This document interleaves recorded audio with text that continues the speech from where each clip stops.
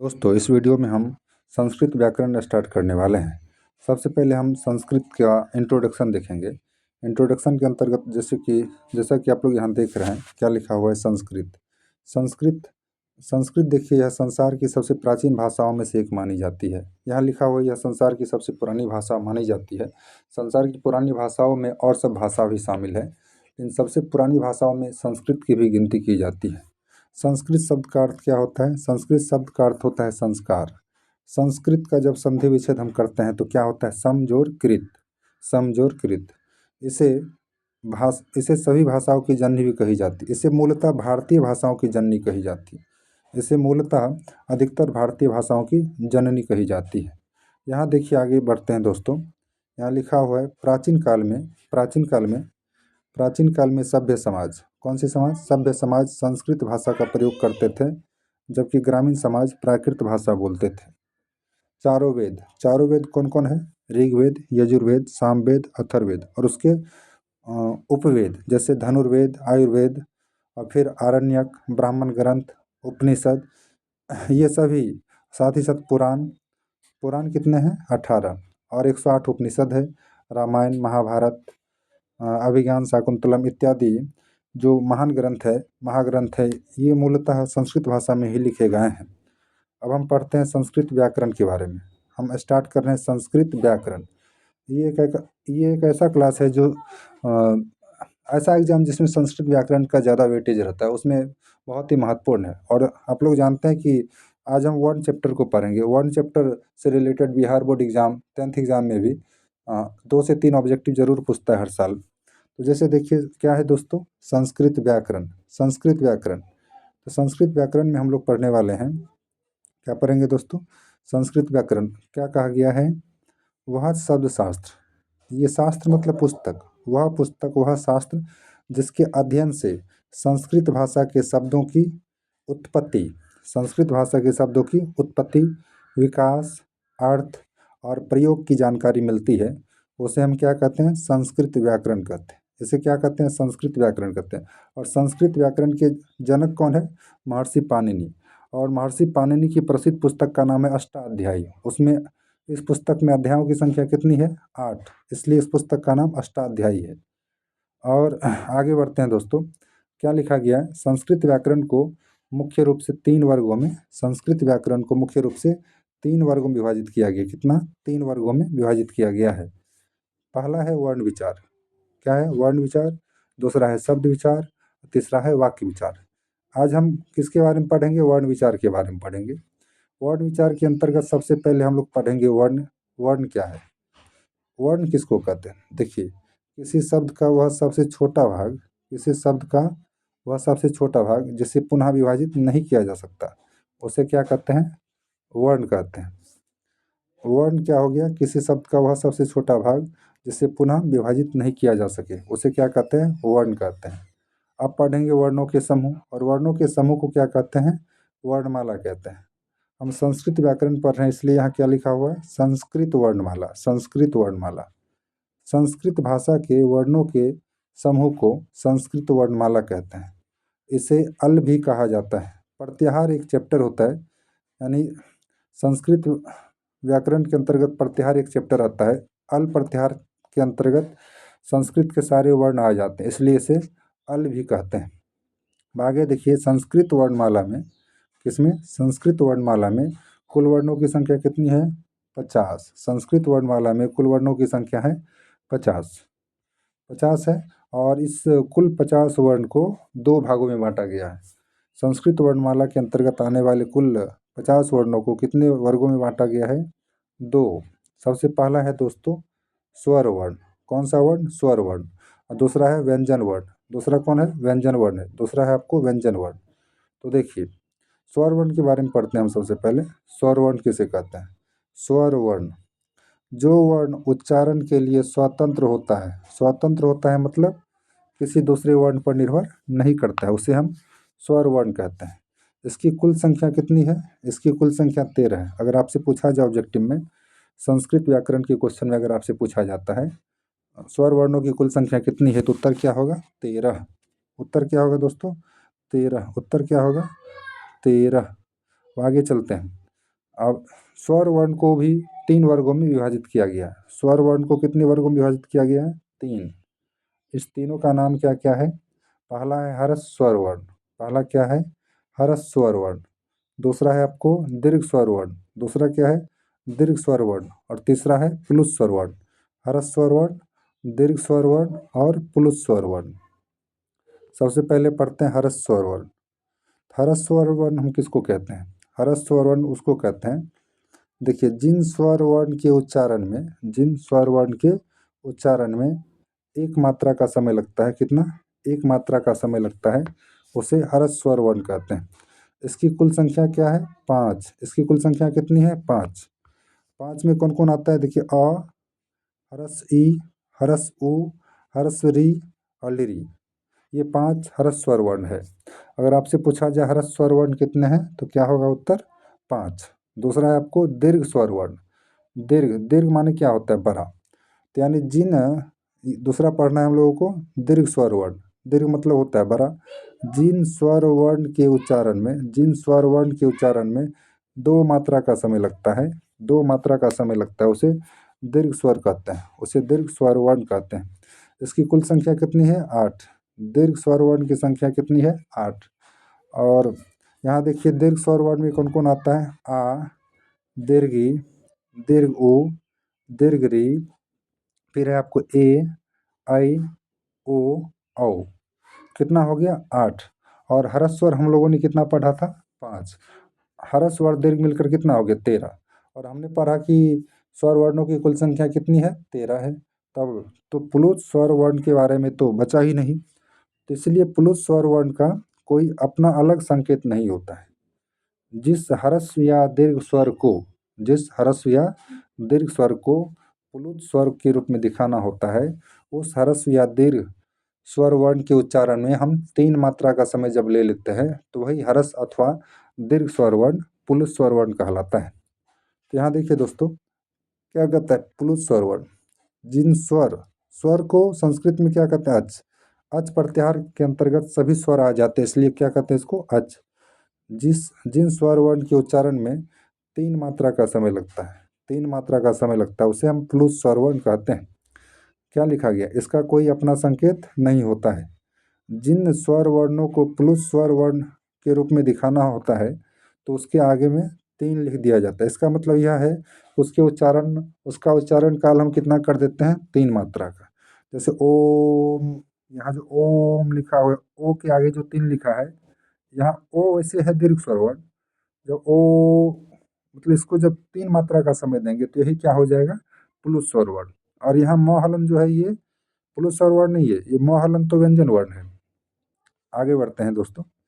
आगे है आपको व्यंजन वर्ण। कौन सा वर्ण? व्यंजन वर्ण। व्यंजन वर्ण क्या है? जिस जिस वर्ण का उच्चारण स्वर वर्ण की सहायता से होता है, जिस वर्ण का उच्चारण स्वर वर्ण की सहायता से होता है, उसे व्यंजन वर्ण कहते हैं। उसे क्या कहते हैं? व्यंजन वर्ण कहते हैं। इसकी कुल संख्या 37 होती है। हम लोगों ने देखा कि वर्णों की कुल संख्या कितनी है? 50। और स्वर वर्णों की कुल संख्या 13। तो 50 में से 13 घटा तो कितना बचा? 37। तो व्यंजन वर्णों की कुल संख्या कितनी है? 37। व्यंजन वर्णों को 4 भागों में विभाजित किया गया है। कितने भागों में? 4 भागों में। पहला है आपको स्पर्श व्यंजन वर्ण, दूसरा है अंतःस्थ व्यंजन वर्ण, तीसरा है ऊष्म व्यंजन वर्ण, चौथा है अयोगवाह व्यंजन वर्ण। अब आगे बढ़ते हैं। क्या है यहाँ? स्पर्श व्यंजन वर्ण। स्पर्श मतलब क्या होता है? छूना या टच करना। स्पर्श का अर्थ क्या होता है? छूना। तो यहाँ स्पर्श करने का काम कौन करेगा? जिह्वा। जिह्वा यानी जीभ। इसलिए कहा गया जिन व्यंजन वर्ण के उच्चारण में जिह्वा यानी जीभ अपने उच्चारण स्थान को पूर्ण रूप से स्पर्श करता है। जैसे उच्चारण स्थान क्या हो सकता है? कंठ हो सकता है, कंठ, तालु, मूर्धा, दंत, ओष्ठ, ये सब हो सकता है। तो उसको जिह्वा स्पर्श करता है पूर्ण रूप से, तो उसे क्या कहते हैं? स्पर्श व्यंजन वर्ण कहते हैं।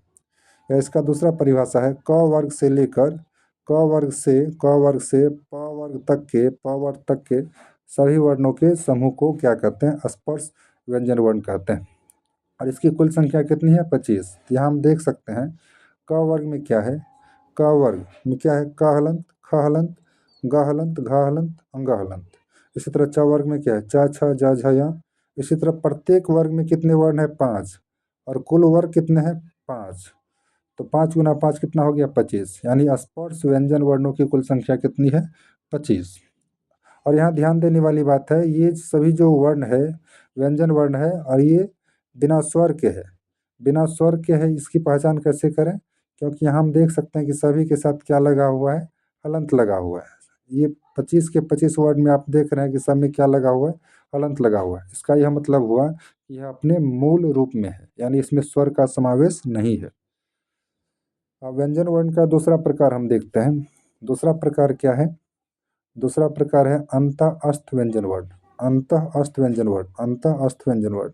अब कहता है जिस व्यंजन वर्ण के उच्चारण में श्वास का अधिक अवरोध होता है उसे अंतःस्थ व्यंजन वर्ण कहते हैं। इसकी कुल संख्या कितनी है? 4। जैसे य, र, ल और व। इसका जब आप उच्चारण करेंगे ना तो बोलने में अवरोध ज़्यादा होगा। जो सांस निकलती है अंदर से, जो सांस निकलती है उसको बोलने में रुकावट का, मतलब इन चारों वर्णों को बोलने में निकलने वाली श्वास को अवरोध का ज़्यादा सामना करना पड़ता है। अगला है आपको 3 नंबर। 3 नंबर है ऊष्म व्यंजन वर्ण। क्या है? ऊष्म व्यंजन वर्ण। जिस व्यंजन वर्ण के उच्चारण में, जिस व्यंजन वर्ण के उच्चारण में मुख से, कहाँ से? मुख से ऊष्मा का उत्सर्जन बाकी वर्णों की तुलना में अधिक होता है, बाकी वर्णों की तुलना में अधिक होता है, उसे हम कहते हैं ऊष्म व्यंजन वर्ण। इसकी भी कुल संख्या कितनी है? 4 है। इसकी भी कुल संख्या कितनी है? 4 है। तालव्य स, मूर्धन्य स, दंत स और ह कितने हो गए? 4। अभी तक तीनों भेद के अनुसार देखिए, हम लोगों ने देखा स्पर्श व्यंजन वर्णों की संख्या कितनी? 25, और अंतःस्थ की संख्या 4, और उष्म व्यंजन वर्ण की संख्या 4। तो 25, 4, 29, 4, 33 हम लोगों ने अभी तक देखा। 4 और है। चौथा प्रकार है व्यंजन वर्ण का, चौथा प्रकार है, चौथा प्रकार क्या है दोस्तों? चौथा प्रकार है अयोगवाह व्यंजन वर्ण। कौन सा व्यंजन वर्ण? अयोगवाह। यानी अनुस्वार, विसर्ग, जिह्वा मूलीय और उपधमानीय को अयोगवाह कहते हैं। क्या क्या आ गया? अनुस्वार, विसर्ग, जिह्वा मूलीय और उपधमानीय को अयोगवाह कहते हैं।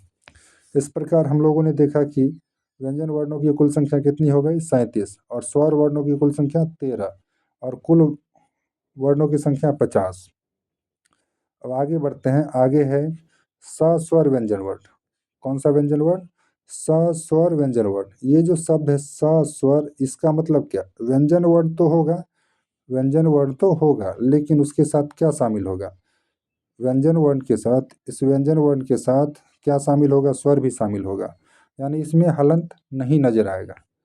तो क्या कहा गया? जब किसी व्यंजन वर्ण के साथ, जब किसी व्यंजन वर्ण के साथ किसी स्वर का योग होता है, कोई स्वर आ जाए, तो इस प्रकार प्राप्त वर्ण को सस्वर व्यंजन वर्ण कहते हैं। जैसे यहाँ देखिए, क हलंत क्या है? व्यंजन वर्ण है, मूल रूप में है। उसमें स्वर के रूप में क्या आ गया? अ। तो एक पूरा हो गया क। ये ये जो क है ये सस्वर व्यंजन वर्ण है, क्योंकि इसमें स्वर शामिल है। इसी प्रकार यहाँ च, यहाँ के, इस के में कौन सा स्वर है? ए। इस च में क्या है? अ। अब आगे देखते हैं। आगे है संयुक्त व्यंजन वर्ण। सबसे पहले इस यथा को देखें। यथा मतलब क्या होता है? जैसे या उदाहरण। यथा मतलब क्या होता है? जैसे या उदाहरण। इस अक्षर का जब हम वर्ण विन्यास करते हैं तो देखिए क्या क्या है। अक्षर बराबर क हलंत जोड़ मूर्धन्य स हलंत जोड़ अ। तो ये दोनों क्या है? पहचानिए। ये दोनों है आपको व्यंजन वर्ण। तो ये क हलंत कौन सा व्यंजन वर्ण है? स्पर्श व्यंजन वर्ण। और मूर्धन्य स हलंत कौन सा व्यंजन वर्ण है? ऊष्म व्यंजन वर्ण। आखिर है तो व्यंजन वर्ण। देखिए इन दोनों व्यंजन वर्ण के बीच में कोई स्वर है क्या? नहीं है। तो ऐसे हम, अगर हम अ हटा देते हैं तो ये क्या कहलाएगा? अक्षर हलंत। तो ये अक्षर हलंत क्या है? संयुक्त व्यंजन वर्ण है, क्योंकि अक्षर हलंत को आप लिखेंगे क हलंत जोड़ मूर्धन्य स हलंत। इस दोनों के बीच में, क हलंत और मूर्धन्य स हलंत के बीच में कोई स्वर नहीं है, इसलिए अक्षर हलंत जो है ये किसका उदाहरण है? आपको संयुक्त व्यंजन वर्ण का। इसी तरह त्र कैसे बना? त हलंत जोड़ र हलंत जोड़ अ। तो ये जो दो व्यंजन वर्ण है त हलंत और र हलंत, इसके बीच में कोई स्वर नहीं है, तो ये त्र हलंत क्या कहलाएगा? त्र हलंत कहलाएगा संयुक्त व्यंजन वर्ण। अब इसमें हलंत हटाना है तो यहाँ अ लग गया, तो इसलिए इस तरह का हलंत यहाँ हटा हुआ है। इसी तरह ज्ञ बराबर ज हलंत जोड़ य हलंत, ज हलंत, ज हलंत जोड़ ज्ञ बराबर ज हलंत जोड़ य हलंत जोड़ अ। द व संजुक बराबर द हलंत जोर व हलंत जोर अ संजुक है ना, थ हलंत जोर य हलंत जोर ये है दयो संजुक, द हलंत जोर य हलंत जोर ये पर संजुक, प हलंत जोर र हलंत जोर ये स्र है, स्र तालव्य स हलंत जोर र हलंत जोर ये सब कौन सा वर्ण है? संयुक्त व्यंजन वर्ण। अब आगे बढ़ते हैं, आगे है आपको हलंत। हलंत, हलंत किसको बोलते हैं? हलंत के बारे में कहा जाता है हल हो अंत में जिसके, हल ये चिन्ह होता है हलंत। जैसे क में हलंत कैसे लगाते हैं? यही चिन्ह लगाते हैं नीचे से, तब तो ये मूल रूप में होता है। हल का चिन्ह रहता है तब तो वो मूल रूप में होता है, इसलिए कहा गया है। जैसे यहाँ देखिए हम लोग कहते हैं बालकम, क्या कहते हैं? या कहते हैं लताम, ल तो आकर महलंत। ये क्या? लताम एक पद है, संस्कृत हम जिसका यूज करते हैं वाक्य में, जिसका उपयोग करते हैं वाक्य में, उसे शब्द नहीं उसे पद कहते हैं। तो देखिए इस शब्द, इस पद के अंत में क्या है? हलंत, हल चिन्ह वाला व्यंजन वर्ण है, तो इसको कहते हैं, इस शब्द को क्या कहेंगे? हलंत शब्द। कौन सा शब्द कहेंगे? हलंत। जैसे राजन है, रो आकर ज न हलंत, राजन कैसा है? हलंत है, मतलब हल से अंत होने वाला है, क्योंकि देखिए हल चिन्ह अंतिम में है, यानी व्यंजन अपने मूल रूप में दिख रहा है। वही यहाँ कहा गया है, जिस शब्द के अंत में हल, हल चिन्ह का उपयोग किया जाता है, हल ये चिन्ह हल, जिस शब्द के अंत में हल चिन्ह का प्रयोग किया जाता है उसे हम हलंत शब्द कहते हैं। जैसे उदाहरण देखिए, देवम, बालकम, लताम इत्यादि। अब देखिए वर्ण का कैटेगरी हम झनकार के आधार पर करते हैं। वर्ण का, व्यंजन वर्णों का बंटवारा हम करेंगे झनकार के आधार पर। सबसे पहले है आपको घोष वर्ण। कौन सा वर्ण? घोष वर्ण। घोष का अर्थ क्या होता है? झनकार। कहा गया जिन वर्णों के उच्चारण में, जिन वर्णों के उच्चारण में झनकार की ध्वनि उत्पन्न होती है उसे घोष वर्ण कहते हैं। इसकी कुल संख्या कितनी है? 20 है। इसकी कुल संख्या कितनी है? 20 है। तो घोष वर्णों की कुल संख्या कितनी है? 20। और देखिए वा का, वा मतलब होता है या, जैसे हिंदी में या लिखते हैं उसके लिए संस्कृत का कौन सा शब्द है? वा। या कहा गया पांचों वर्गों के, 5 वर्ग हम लोगों ने पढ़ा इस वीडियो में ही, जैसे क वर्ग, च वर्ग, ट वर्ग, त वर्ग और प वर्ग।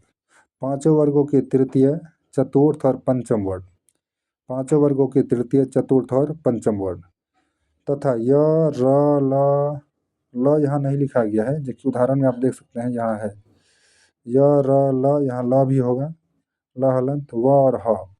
देखिए एक वर्ग में 3 वर्ण आया, कौन? तीसरा, चौथा, पांचवा। तो 5 वर्ग है, 3 पंचे 15 वर्ण इधर आ गया पांचों वर्ग से, और 5 वर्ण इधर है, तो 15 5 कितना हो गया? 20। यानी घोष वर्णों की कुल संख्या कितनी है?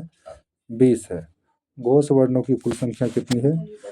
20 है। अब आगे चलते हैं, आगे है अघोष वर्ण। अघोष वर्ण, अघोष, अ मतलब क्या होता है? नहीं। अ का प्रयोग जो होता है नहीं के अर्थ में होता है, घोष मतलब झनकार। तो जिन व्यंजन वर्ण के उच्चारण में झनकार की ध्वनि उत्पन्न नहीं होती है, झनकार की ध्वनि उत्पन्न नहीं होती है, उसे हम अघोष वर्ण कहते हैं।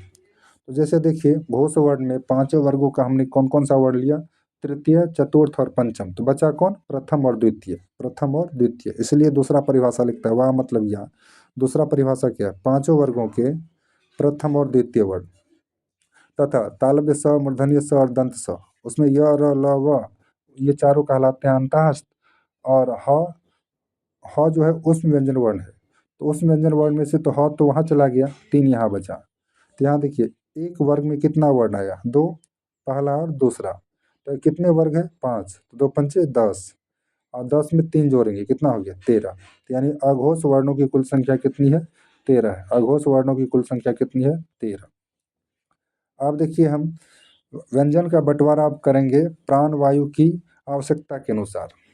अब है पहला, प्राण वायु की आवश्यकता के अनुसार व्यंजन वर्णों को 2 वर्गों में बांटा गया है। कितने वर्गों में? 2 वर्गों में। एक है अल्प प्राण, एक क्या है? अल्प प्राण। अल्प माने क्या होता है? कम।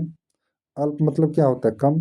और प्राण मतलब वायु, यानी जिन वर्णों के उच्चारण में, जिन वर्णों के उच्चारण में कम कम प्राणवायु की आवश्यकता होती है, कम प्राणवायु की आवश्यकता होती है, उसे हम अल्प प्राण कहते हैं।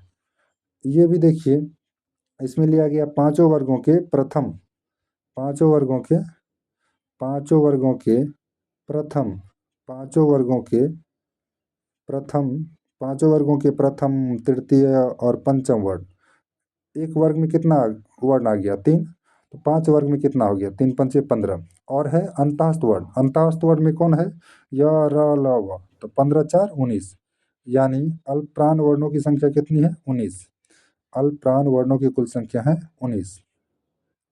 यहाँ देखिए लिखा हुआ है अल्पप्राण, इसकी कुल संख्या कितनी है, 19। तो देखिए क्या है, पहला कवर का पहला क, तीसरा ग और पांचवा अंग। इसी तरह चवर का लिया गया है पहला तीसरा पांचवा, टवर का, तवर का और पवर का, और ये चारों क्या है, अंतःस्थ वर्ण है। अब महाप्राण देखिए, अगला प्रकार है महाप्राण। महा मतलब क्या होता है, बड़ा या अधिक या विशाल या ज़्यादा, और प्राण मतलब वायु। यानी कहा गया, यानी जिन व्यंजन वर्णों के उच्चारण में अधिक प्राणवायु की आवश्यकता होती है उसे महाप्राण कहते हैं। तो हम लोगों ने अभी देखा था अल्पप्राण में 5 वर्गों का कौन कौन लिए थे, प्रथम तृतीय और पंचम। तो बचा कौन, द्वितीय बचा और चतुर्थ बचा।